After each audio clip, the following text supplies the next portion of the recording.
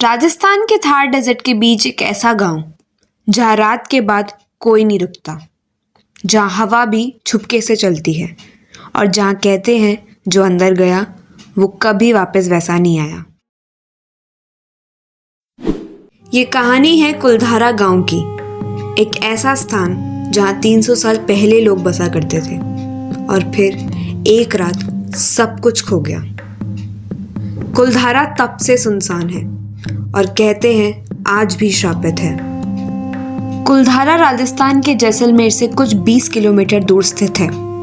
ये पुराना गांव 13वीं सदी के आसपास पालीवाल ब्राह्मणों द्वारा बसाया गया था। वो समय में पालीवाल लोग अपनी समृद्धि, ईमानदारी और खेतीबाड़ी के लिए मशहूर थे। रेगिस्तान के बीच उन्होंने पानी के जोड़ने के लिए नए नए तरीके निकाले थे। डैम्स, रेन वाटर हार्वेस्टिंग और अंडरग्राउंड स्टोरेज सिस्टम्स। उनके गांव में शांति थी, धर्म था और समृद्धि थी। लेकिन हर कहानी की तरह कुलधारा की कहानी में भी एक ऐसा मोड़ आया जहां से सब कुछ बदल गया।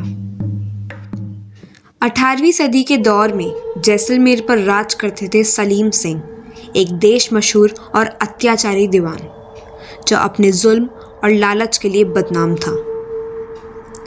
कहते हैं सलीम सिंह की नज़र पड़ गई थी कुलधारा की मुखिया की बेटी पर, एक सुंदर, सभ्य और समझदार लड़की। उसने धमकी दी अगर उस लड़की से शादी नहीं हुई तो पूरे गांव पर अत्याचार करेगा। उस रात कुलधारा के लोगों ने एक फैसला लिया जो आज तक समझा नहीं गया। पालीवाल ब्राह्मणों ने अपने 84 गांव के लोगों के साथ मिलकर पूरा कुलधारा गांव एक ही रात में खाली कर दिया। ना ही कोई लड़ाई, ना खून, ना चीखें, सिर्फ सन्नाटा। सुबह जब लोगों ने देखा तो कुलधारा बिल्कुल खाली था।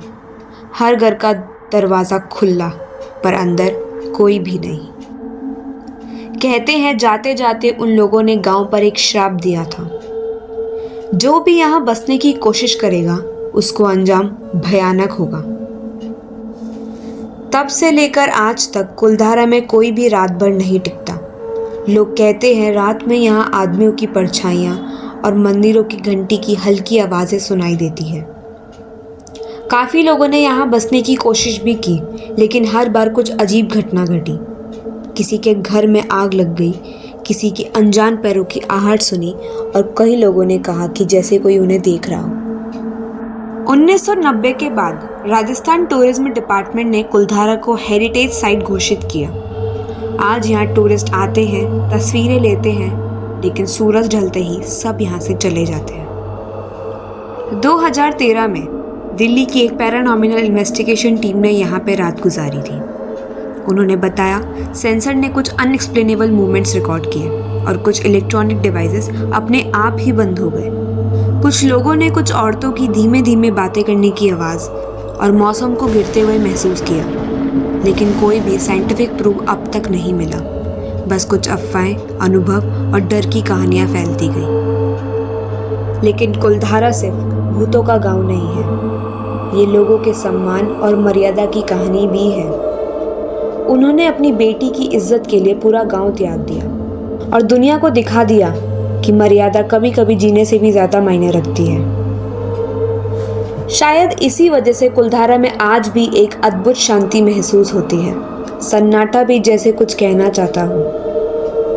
आज भी जब कोई रात में कुलधारा के खुले दरवाज़ों के आसपास से गुजरता है तो कहता है जैसे अंदर से कोई झांकती आंखें उन्हें महसूस होती हैं। मंदिर के आसपास हवा में जैसे कोई आवाज़ गुजरती हो। पर क्या ये सच में आत्माएं हैं या हमारा अपना भ्रम? किसी ने नहीं जाना। कुलधारा एक गांव है जहां समय रुक गया, एक गांव जहां इज्जत के लिए सब कुछ छोड़ दिया गया, एक गांव जो आज भी अपनी चुप्पी के पीछे कहानी छुपाए बैठा है। अगर आपको ये कहानी पसंद आई हो तो जुड़े रहिए मायतने टॉकीज के साथ, ताकि हम फिर मिल सके और एक और रहस्य कहानियों के साथ।